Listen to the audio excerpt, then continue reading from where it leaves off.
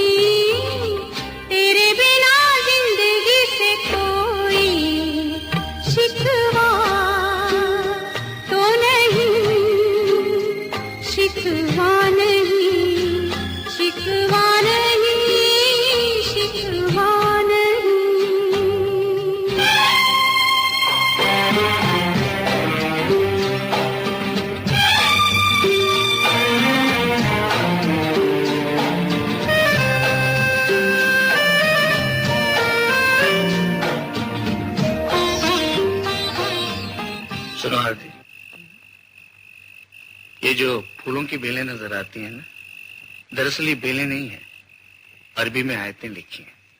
इसे दिन के वक्त देखना चाहिए, बिल्कुल साफ नजर आती है। दिन के वक्त ये सारा पानी से भरा रहता है।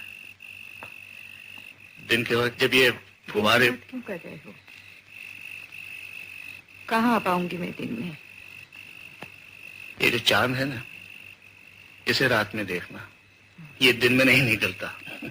ये तो रोज निकलता होगा। हाँ, लेकिन बीच में अमावस आ जाती है। वैसे तो अमावस 15 दिन की होती है, लेकिन इस बार बहुत लंबी थी। 9 बरस लंबी थी ना।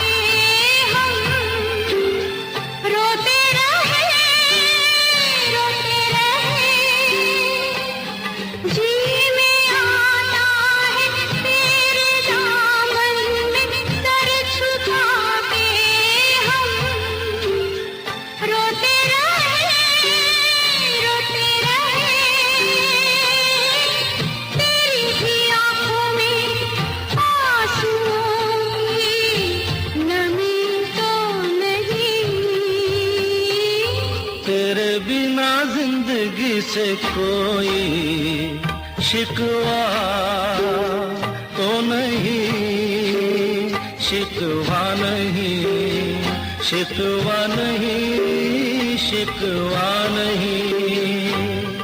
तेरे बिना जिंदगी भी लेकिन जिंदगी तो नहीं, जिंदगी नहीं, जिंदगी नहीं, जिंदगी नहीं।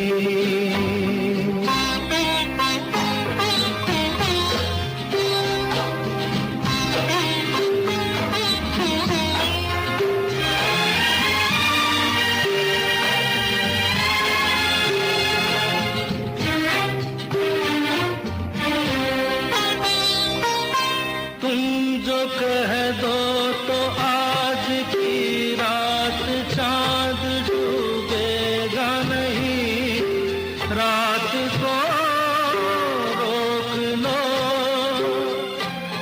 तुम जो कह दो तो आज की रात चांद डूबेगा नहीं, रात को रोक लो।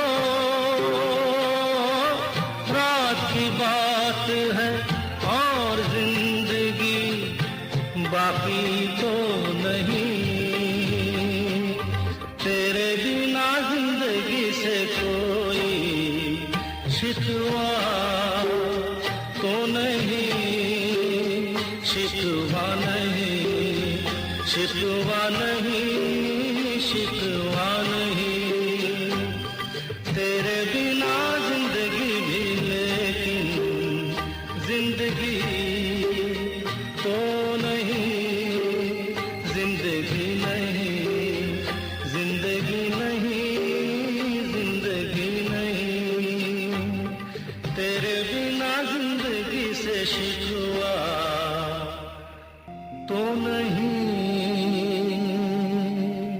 कहते हैं कि गुजरते वक्त के साथ यादें नहीं जाया करती।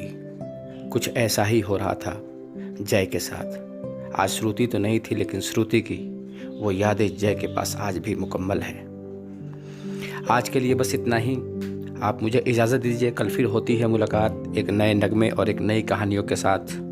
तब तक के लिए नमस्कार।